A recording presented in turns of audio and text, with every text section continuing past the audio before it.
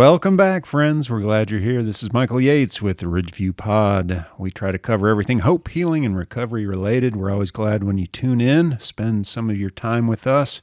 Please don't forget to subscribe, ring that bell so that you get notification of our latest episode. It's always super cool when we can have folks from inside the agency tell us about what's going on and their programs. Christine Pellenz. Yes, you got it. Is with us today. There's nothing quite like making sure you get the last name pronounced correctly.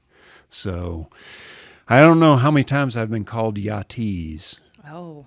Not many, but it could happen. But it's Yates, so it's all about the name. I get it. Christine, thank you for being here. Absolutely. So you're coming in right after you've just spent some time at school today. You are the team leader of school-based behavioral health services. Is that the title? School-based behavioral health liaisons. So they're different than other Yes. school-based services. There's 95 of us in the state of Tennessee. Okay. This is the first year of having 95 of us because it's a brand new grant and they just expanded it. So there's one liaison per county throughout the entire state of Tennessee. So other than providing just individual therapy and family therapy in the schools, we also have trainings for teachers. We can participate in IEP meetings, 504 meetings. We can conduct trauma-informed training for the teachers to help the schools become more trauma-informed. Consults with the teachers. We can work with the kids in the classroom. We can do full school climate projects to where we can start something like the kindness filling bucket. We teach kids about how everybody has an invisible bucket. And by being kind to others, you fill your bucket and their bucket with happiness. So That would be a bucket in much demand these days, I would think. All right, you mentioned trauma-informed. And, literally, we're recording this after a day where you've been in the schools as students are returning, teachers are getting back in the groove. None of us seem to really know kind of where we are in this whole trauma experience of a pandemic. So tell me, what is a trauma-informed school? What does that look like or sound like, do you think? it's being a little bit more aware of where students are at emotionally. And trauma is more about the way the person experiences the event, not necessarily the size of the event. Like you and I could both be an offender bender. You may not be able to drive ever again, and I might be fine. Some kids are returning back to school and they're not even thinking twice. It's just a regular year. COVID hasn't bothered them. Some of them haven't been to school in weeks because they're too scared to walk into school. So it's kind of being a little bit more aware of how to support those students because everybody at some point has had something traumatic happen to them. Yeah, I cannot imagine a more poignant time to be aware of that than during this transition because lots of different kids, individuals, families have experienced the pandemic differently. Some have lost family members. Some have had family members get sick. Some, well, it's probably best we not get too deep in all that stuff. But I can't imagine a more important time for schools to have a trauma-informed mindfulness as we try to navigate the fall of 2021. Yeah. So, okay.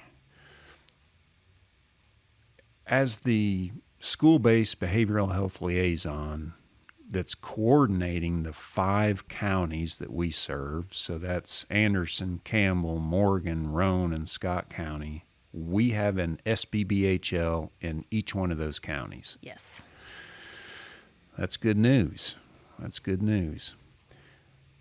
When you talk about trainings for teachers, what does that look like? What kinds of trainings are done? There's ACEs training. There's trauma-informed training of actual tools that the teachers can use in the classroom.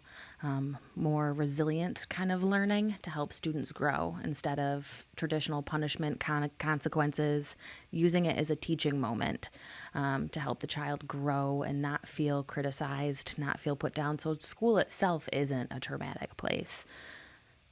What was the other one? But things to promote resilience. I mean, that's one of these are tips to help promote, resiliency in the kids in the classroom. That's good. And another part of trauma informed is being supportive to your teachers. Your teachers have been through a lot. So there's trainings on how to help teachers manage their own stress, how to take care of themselves. Because when people talk about self-care, it's not, I went and got a manicure. Sometimes it's your frame of mind, the way you perceive the pressures that you put on yourself. Self-care could be something very little, and sometimes people think self-care is this big, huge commitment I have to make, and it could literally be something once a day that you do for yourself. Like if you take like 5 or 10 deep breaths before you go to bed at night, that could be something self-care. Yeah, I've recently was introduced to this. So I work out more often than I should. So a couple of my workout bros introduced me to this thing called the heart rate variable app. So it measures both your heart rate as well as this metric of heart rate variability, which is trying to read the parasympathetic and sympathetic aspects of your heart rate. It's far more complicated than I pretend to understand. However, tuning into that has sort of heightened I'm not sure it's good for me to know. However, one of the things that they talk about to help better regulate that variability and your heart rate as a whole are breathing exercises. So there's a whole training on this app around try this anywhere from a 2-minute to a 20-minute breathing exercise. And it's like, wow, there's a whole lot more to breath than I ever really appreciated. Your breath manages everything in your body. So your advice Emotions, is thinking, logical, and the more you practice deep breathing while you are calm, say every night before you go to bed, every night when you get up in the morning, when you're not calm, it's going to be that much easier to take your deep breaths because you're already used to taking them. So those listening to us, watching us, please take time to breathe. Treat yourself to that little gift at the end. Okay, so I'm a parent. Let's say I'm tuning into this and I'm just looking for a little, what are some tips, some good advice going back to school? Maybe even for me as a parent. I don't know. As a parent, there's a couple different things you can do. First, be aware of your own anxieties and your own worries about your kids going back to school. Because your kid, no matter how little or how old, they're a sponge to everything that's coming out of your mouth. So as you're talking to their mom, as you're talking to your friends, they're picking up on how anxious you are. And if you're anxious, then they're also going to be anxious about returning to school. So sometimes a little self-awareness of what your worries are makes a big difference. No doubt the ears and the eyes, they're listening and watching, right? Yeah. Because you might be on the phone. You might think they're just reading their book, not paying attention. They might not look like they're paying attention, but they're still absorbing everything that's coming out of your mouth. Yeah, good tip. First start by self-awareness. All right. What else? Plan ahead. Maybe make a family schedule of what life is going to look like in the house when school starts. What time are we going to get home? What time are we going to have dinner? Kids thrive off the consistency and the expectations. So if they're a little nervous and scared about school, they know that when they get home, here's our school schedule. We're going to have dinner at this time. We're going to go to bed at this time. We're going to get up at this time. And you can sit down and do it with your kids, and it's a good family building activity because they're participating in building it. So they're going to have more enjoyment in doing the schedule because they also participated in making it. Yeah, a little ownership. That's good. Yeah. start it a little bit before school actually starts, so they kind of get used to it before they are in school. Seems like I'm not sure where I came across this, but I remember. I think the quote is, "Schedule is how we make our intentions manifest in the world." Mm-hmm. And what you just said made me think of that. Is that to some degree, if we can, if our intention is to try to have as smooth a transition back into school, or set our kids up for success, or even set me up for success, that's my intention. Perhaps schedule is one way to make that manifest in the world. So a routine, a structure. Because it's not just kids that thrive off routine and structure. All human beings do it. It's a natural thing to feel more comfortable knowing what to expect. Yeah. Oh, good tip. All right. So far, I'm really liking these hot tips. You have any others? The other one is kind of a little bit more for parents. When your kids come home from school, you normally go, "How was your day? How was school?" With the little ones and with the older ones, ask them more specific questions. What was your favorite part of your day? What did you guys talk about in science today? Because especially even once they get older, you get, it was fine. It was okay.